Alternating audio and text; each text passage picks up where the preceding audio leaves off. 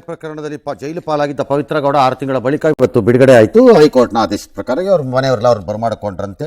ಅವರೇನೇನೋ ದೇವಸ್ಥಾನಕ್ಕೆಲ್ಲ ಹೋಗಿ ಪೂಜೆ ಗೀಜೆ ಎಲ್ಲ ಮಾಡಿದ್ರಂತೆ. ಸಂತೋಷ ಮಾಡಲಿ. ಅವರೇನೋ ಆ ಟೈಮಲ್ಲಿ ಅರ್ಚನೆ ಮಾಡಿಸಿದ್ರಂತೆ. ಅವಾಗ ದರ್ಶನ್ ಆ ಹೆಸರನ್ನು ಹೇಳಿಸಿ ಅರ್ಚನೆ ಮಾಡಿಸಿದ್ರಂತೆ. ಮಾಡಿಸ್ಬೋದು, ಅವ್ರ ಇಷ್ಟ. ನಾವೇಂಗೆ ಹೇಳೋದು, ಇವ್ರ ಹೆಸರು ಮಾಡಿಸ್ರಿ ಅವ್ರ ಹೆಸರು ಮಾಡಿಸಿ ಅಂತ ಹೇಳೋಕ್ಕಾಗುತ್ತಾ?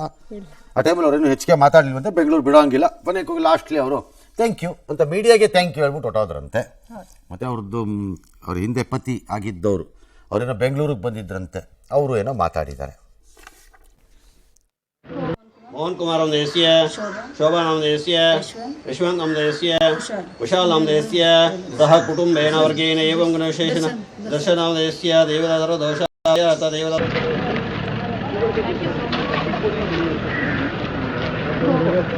ಫ್ರೈಡೇನೇ ಆರ್ಡ್ರ್ ಬಂತು. ಅದಕ್ಕೆ ಲೇಟ್ ಆಯಿತು ಅಂತ ಹೇಳಿದ್ರೆ, ನಿನ್ನೆ ಏನಂದರೆ ಕೋರ್ಟಿಂದ ಕಾಪಿ ಏನಂತಂದರೆ ಬರೋದು ಸ್ವಲ್ಪ ಟ್ರಾಫಿಕಲ್ಲಿ ಲೇಟ್ ಆಗಿದ್ದರಿಂದ ಇವತ್ತು ಪವಿತ್ರ ಗೌಡ ಅವರು ರಿಲೀಸ್ ಆಗಿದ್ದಾರೆ. ಸೊ ಇದು ರಿಪೋರ್ಟಬಲ್ ಜಡ್ಜ್ಮೆಂಟು. ಸೊ ಆ ಒಂದು ಕಾರಣಕ್ಕೆ ನಮಗೆ ಜಡ್ಜ್ಮೆಂಟ್ ಕಾಪಿ ಕೊಡೋದು ಕೂಡ ಸ್ವಲ್ಪ ಡಿಲೇ ಆಯಿತು. ಅದರಿಂದ ಏನಂತ ಖುಷಿ ಆಗಿದೆ, ತುಂಬ ಚೆನ್ನಾಗಿ.